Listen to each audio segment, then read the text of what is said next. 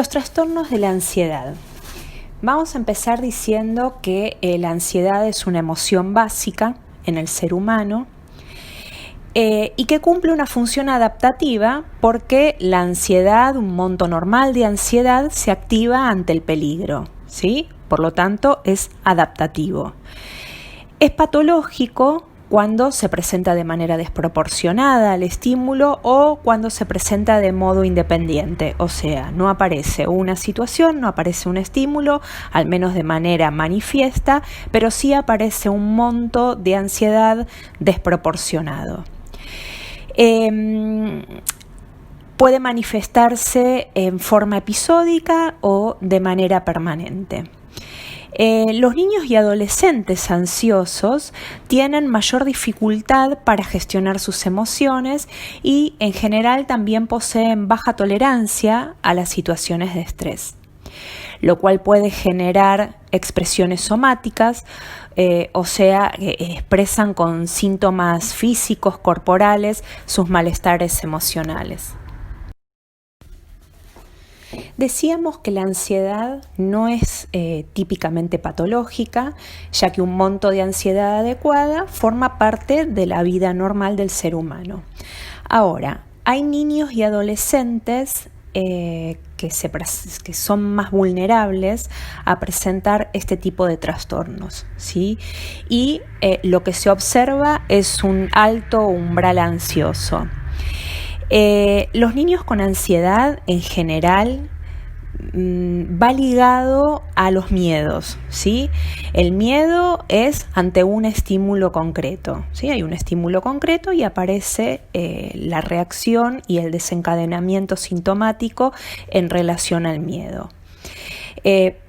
Según la edad del niño, podemos ver que en ocasiones se niegan a quedarse solos, tienen miedo a la oscuridad, a dormir solos. En otros casos aparece la enuresis, que es un síntoma que puede tener diferentes niveles, puede generar mayor gravedad con el tiempo, porque la enuresis se refiere a que hubo contención y luego se perdió esa contención.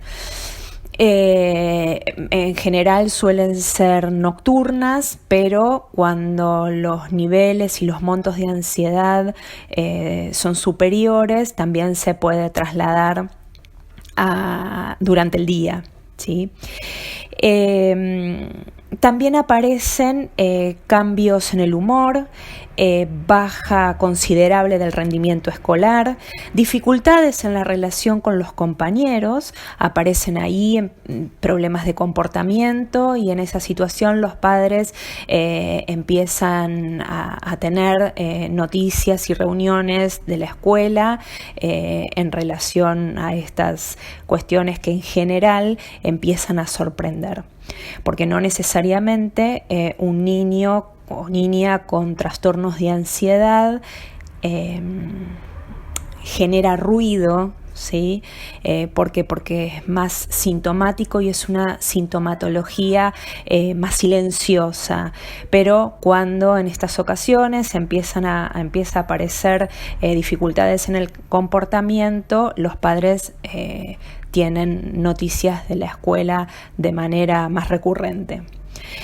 También puede aparecer baja en el apetito, que se acompaña de una pérdida considerable del peso, ¿sí?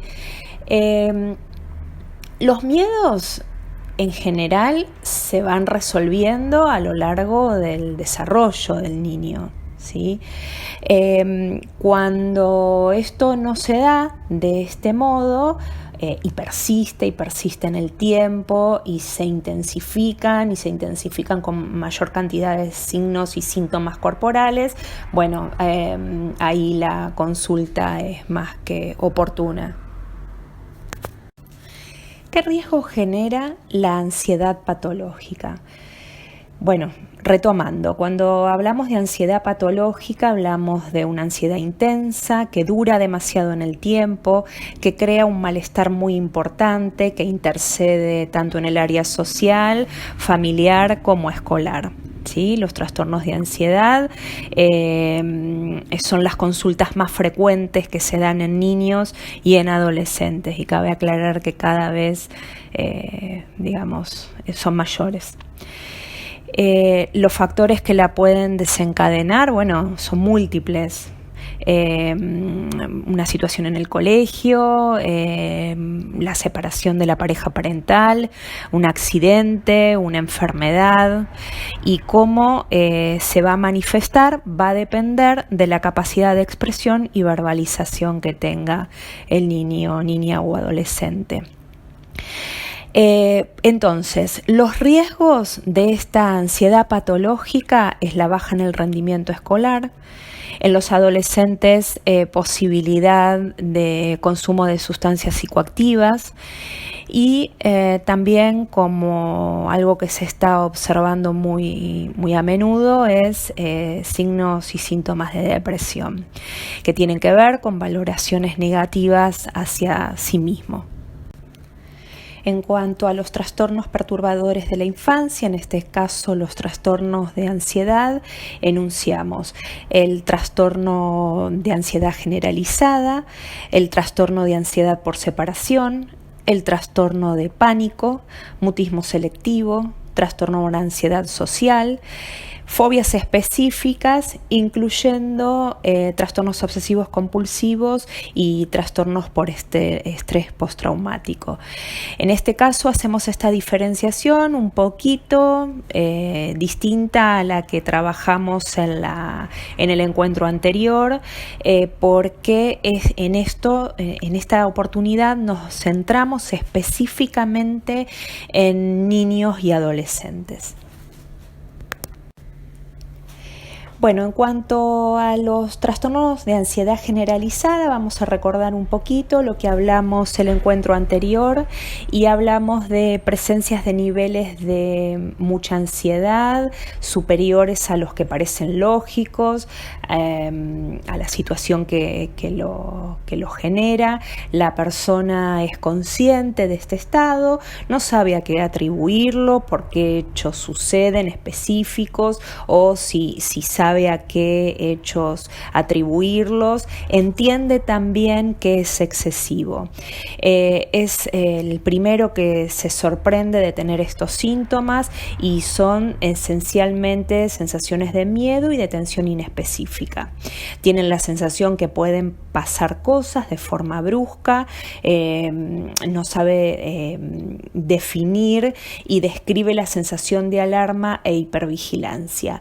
Es allí a donde se empiezan a sumar síntomas físicos de ansiedad, palpitaciones, ahogo, sudoración, etc.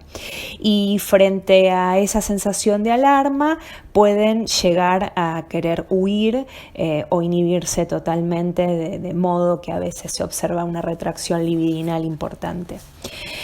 Con respecto y específicamente a niños y adolescentes, lo que se ve es una preocupación variada, y que en general puede estar relacionada con el éxito escolar. Cuando hablo de éxito escolar, no hablo éxito en el desempeño escolar con respecto a lo pedagógico, ¿sí?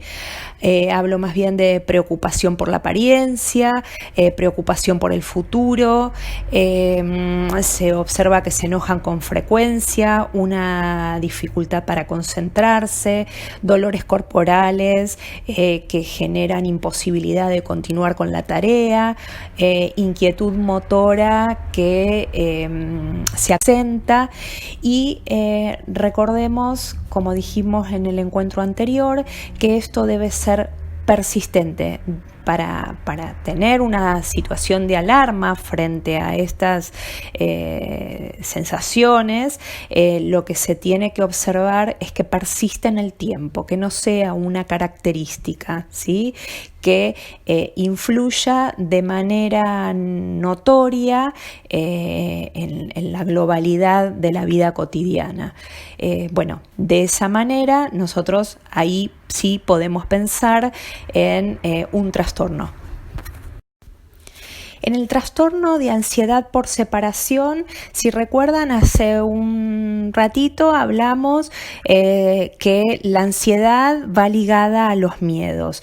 Y bueno, y en base a eso también podemos recordar que evolutivamente el niño pasa por un periodo de temor y lo cual genera ansiedad y angustia frente a la separación. Vemos niños que les cuesta, no sé, en el jardín, por ejemplo, entrar a la escuela, lloran mucho, se toman de las piernas o del cuerpo de la mamá, del papá, de una manera como casi desesperada.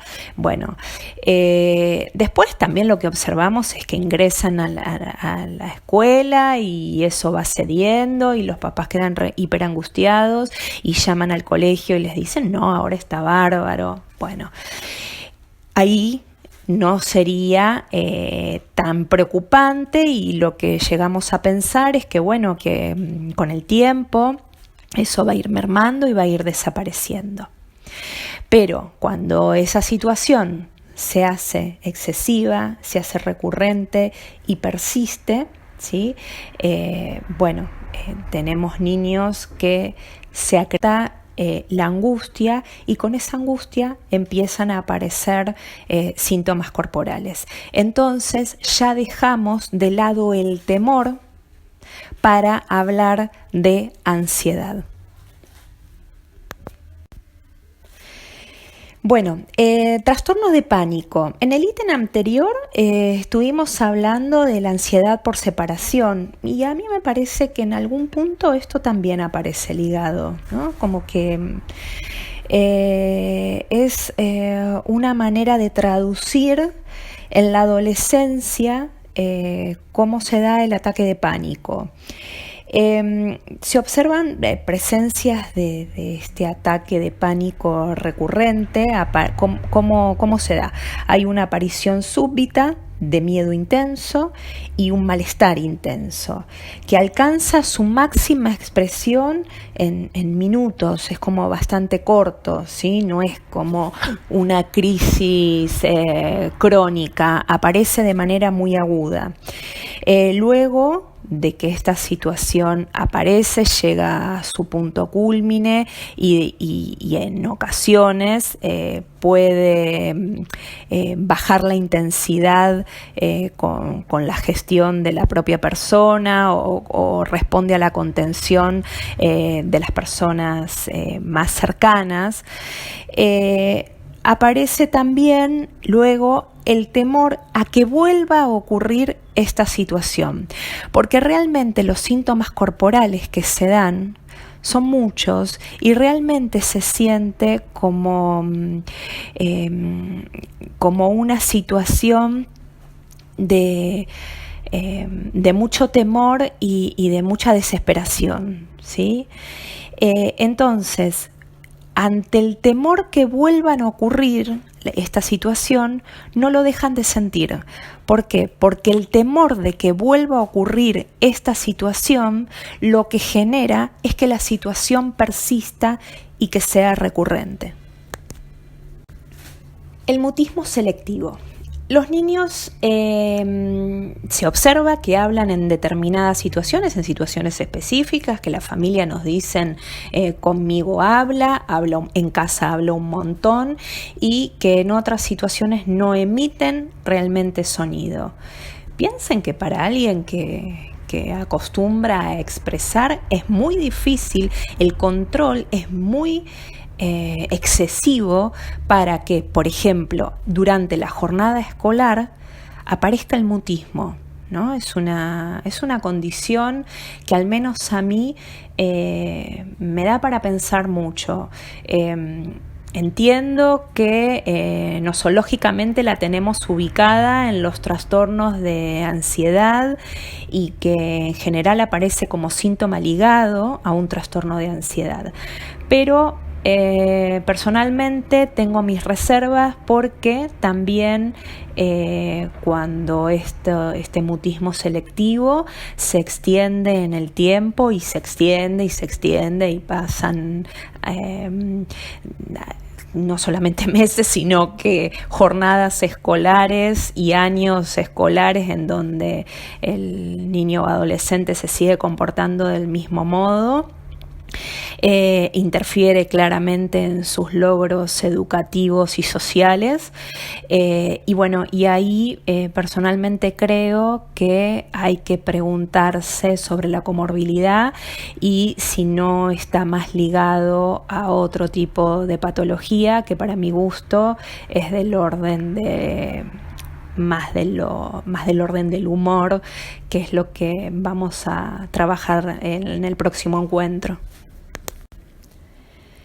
El trastorno por ansiedad social se observa en adolescentes y fundamentalmente tiene que ver con el temor de ser rechazados por sus pares.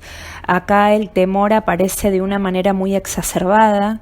El adolescente teme a ser percibido como distinto con una connotación negativa, ¿no? Como distinto y rechazado. Por lo tanto, esto genera disfunción, se observa que dejan de participar, que se inhiben, que se aíslan, empiezan a generarse de manera exacerbada mecanismos de defensa yoicos, ¿sí? Y bueno, se genera todo una disfuncionalidad que por supuesto impacta en la esfera social y también, por más que tengan buen desempeño escolar, impacta en la escuela.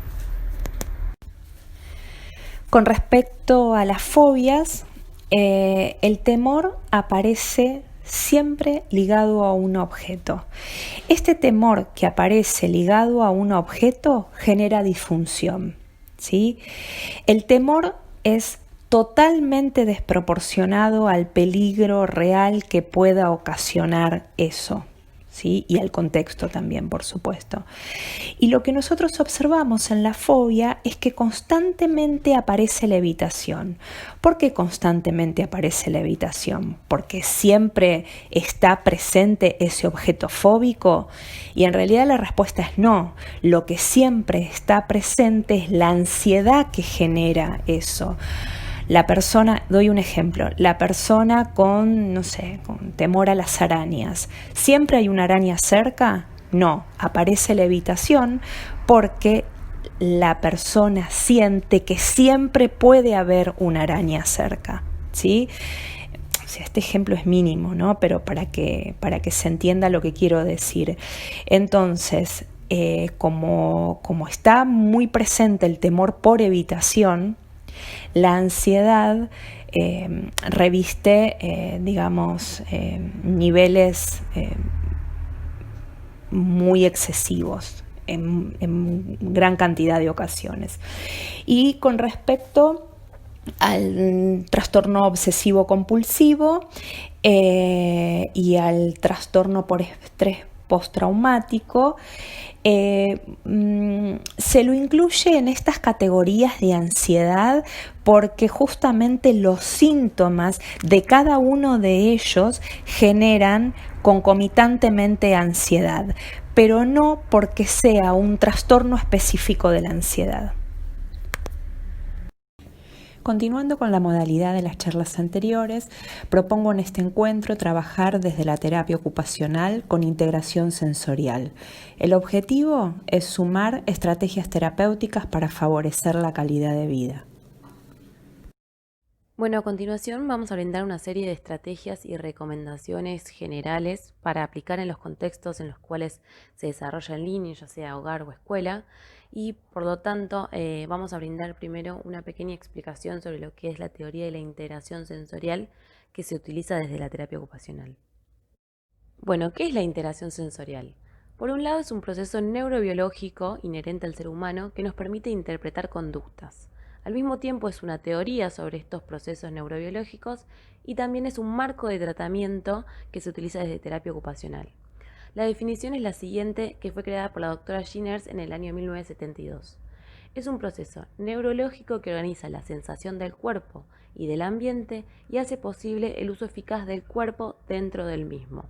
Por lo tanto, nos permite entender el mundo que nos rodea e interactuar efectivamente en él al resguardo del estrés y del dolor a través de la organización de las sensaciones. Conceptos básicos de los sentidos. ¿Cuáles son los sentidos que toma la teoría de la integración sensorial? Principalmente se basa en el sistema de propiocepción, el sistema vestibular y el sistema táctil. Asimismo, toma también como importantes los sentidos de la vista, el olfato, el gusto y el oído.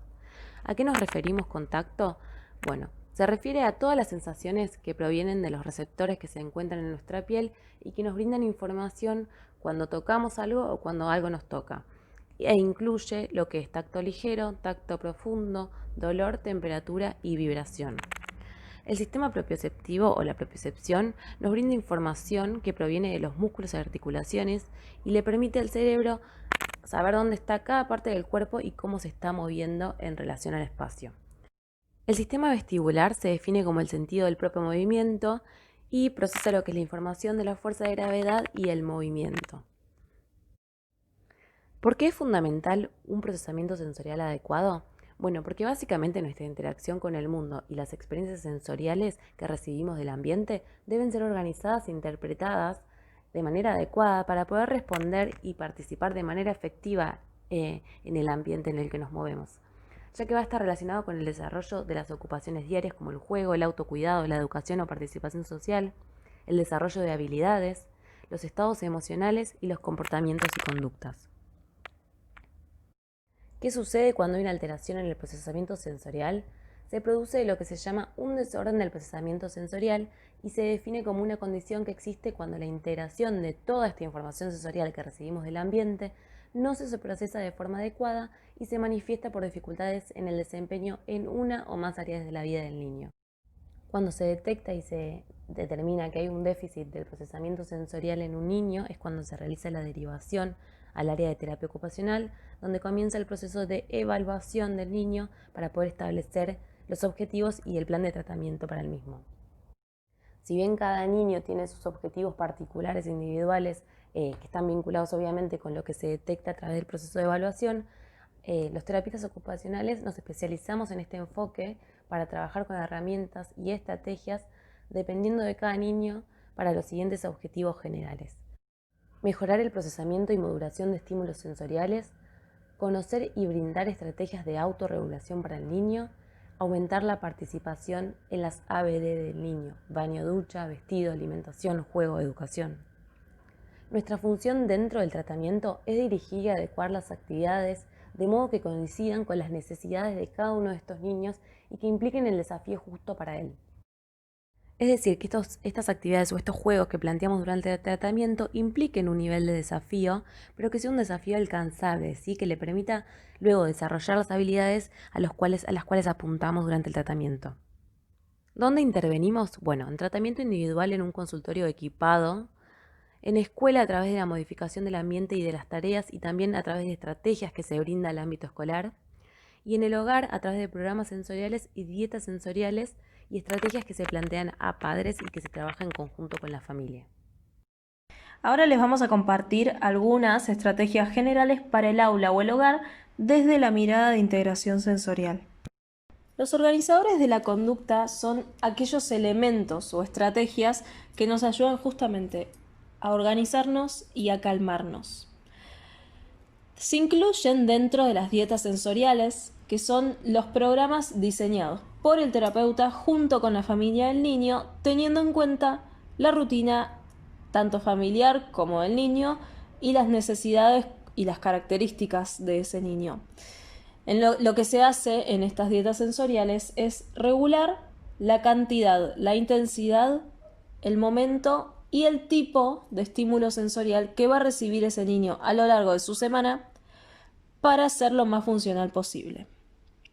Tenemos por un lado la información oral. Sabemos que ayuda a la calma. Hay muchos chicos que se muerden la remera para calmarse, que hay gente que se come las uñas, que muerde la punta del lápiz.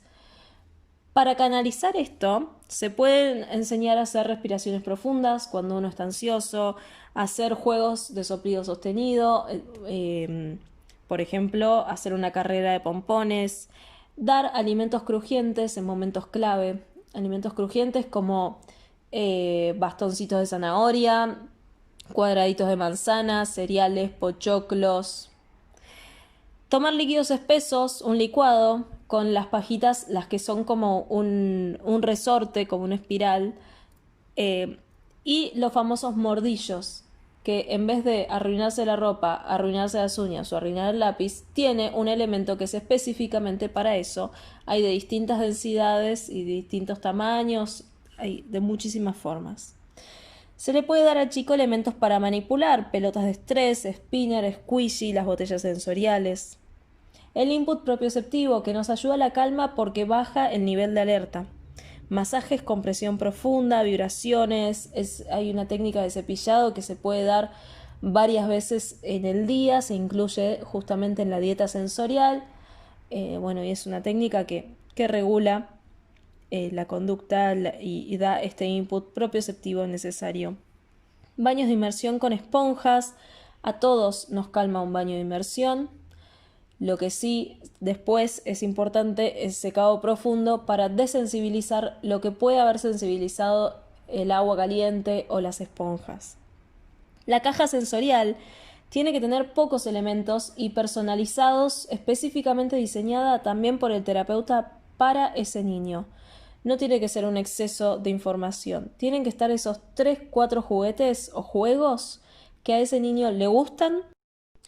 Y por último tenemos los objetos con peso, que justamente son los que nos dan este input propioceptivo que sabemos que organiza y calma.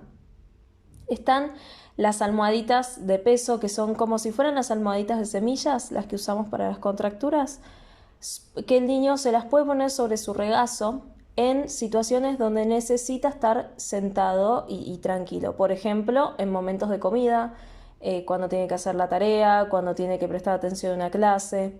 Entonces el niño se hacen muchas veces con forma de serpiente o con motivos infantiles y el niño se pone esta almohadita sobre su regazo y eso ya le está dando una información propioceptiva. El mismo fin tienen las tobilleras de peso. Obviamente la cantidad de peso va a variar según la contextura física de ese niño, ¿no? Las almohaditas suelen ser de medio kilo o 1 kilo. Después está el chaleco de peso, que tiene que ser recontra supervisado por el terapeuta porque puede traer complicaciones en la columna vertebral. Y lo mismo con la manta de peso que se sugiere para la noche. Con respecto a las modificaciones que podemos hacer tanto en el aula como en el hogar, tenemos que tener como clave la cantidad de estímulos visuales y auditivos que vamos a brindar. Tienen que ser pocos y de calidad, para no abrumar, para no sobreestimular. Con respecto al espacio de juego y al aula, de nuevo, pocos elementos expuestos, que el chico siempre buscamos promover la independencia. Entonces, que el chico pueda saber qué hay, por eso pedimos que estén rotuladas en cajas rotuladas o en bolsitas, pero que de alguna manera el niño pueda saber qué hay, dónde está y lo puede elegir. Entonces, es mucho más fácil elegir entre 10 cosas que 30 cosas. Después podemos trabajar con el plano inclinado. ¿Qué significa esto? Sobre el pizarrón, sobre la ventana, ir mechando entre actividades de distintas maneras. A veces trabajar un poco sobre la mesa, trabajar un poco en el pizarrón. Esto implica una mayor cantidad de actividad y además trabajar en plano inclinado activa una mayor cantidad de músculos y los fortalece. Que además esos son los músculos que después usamos para escribir. En la silla, una adaptación que se puede hacer es atar un flota-flota cortado a la medida de la silla con 2 sogas a las patas de adelante y eso permite que el chico esté sentado en la silla y pueda apoyar los pies en el flota-flota y moverlos para atrás y para adelante. Lo mismo con un elástico grueso atado a las patas de adelante de la silla y eso permite que el chico pueda hacer la descarga motriz que necesita, pero estando sentado en la silla. Después se puede armar un refugio sensorial. ¿Qué es esto? Puede ser una esquina tranquila, se puede hacer con una carpita, se puede hacer con una sábana, que sea cómoda, que tenga almohadones, y el niño sabe que puede ir ahí cuando necesita disminuir su nivel de alerta. Baja la cantidad de estímulos. Incluso ahí puede llevar su cajita sensorial para regularse. Esto se puede incluir en el aula, tanto como en la casa. Obviamente, por favor, regulado, supervisado por el terapeuta. Es importante que esto no genere estrés, este espacio. Queremos totalmente lo contrario, entonces que los juegos que haya no tengan un desafío cognitivo. Que el chico disfrute y le gusten esos juegos. Algunas estrategias sensoriales para el aula. Usar agendas y cronogramas, porque organizan y sirven para planificar o para repasar el día cuando terminó. Nos ayudan con la anticipación. Con respecto al contacto físico, intentemos siempre acercarnos al niño de frente, porque esto a él le permite saber lo que está pasando y disminuye su nivel de alerta. Si estamos yendo por detrás, avisar. Las consignas deben ser claras, breves y tenemos que poder esperar la respuesta. Y si es necesario, agregar las imágenes. Permitir un movimiento funcional. Darle al niño que necesita moverse un rol activo en el aula. Por ejemplo, el famoso secretario, borra de pizarrón, repartir fotocopias. Los conceptos nuevos intentemos enseñarlos siempre al principio de las clases, que es cuando el nivel de atención es mayor. Promovamos una postura adecuada en la silla. Con respecto a la ubicación en el aula, a los niños que necesiten, que estén sentados cerca del pizarrón, de frente, lejos de la ventana y de distractores. Hay que tener en cuenta las luces titilantes, los ventiladores que hacen ruido. Podemos permitir actividades con peso y resistencia. Esto calma y organiza. Pedir que empujen o que levanten objetos, que acomoden las sillas, que limpien las mesas, que borren el pizarrón. Y por último, permitir el uso de elementos sensoriales dentro del aula. Poder usar las estrategias que hablamos previamente. Que el chico pueda tener una pelota antiestrés, que pueda tener su bolsita de peso, incluso armar el refugio sensorial dentro del aula. Como conclusiones, podemos decir que en el tratamiento de terapia ocupacional con orientación en integración sensorial, el niño o niña es guiado a través de actividades con estrategias que lo ayudan a responder apropiadamente a la entrada sensorial y llevar a cabo una respuesta organizada y exitosa. Las actividades también son diseñadas incrementando gradualmente las demandas del niño o niña para conseguir estas respuestas más maduras, organizadas y funcionales. En el ámbito escolar, una adecuada integración sensorial es indispensable para la adquisición de habilidades complejas como escribir, dibujar, aprender y comunicarse efectivamente.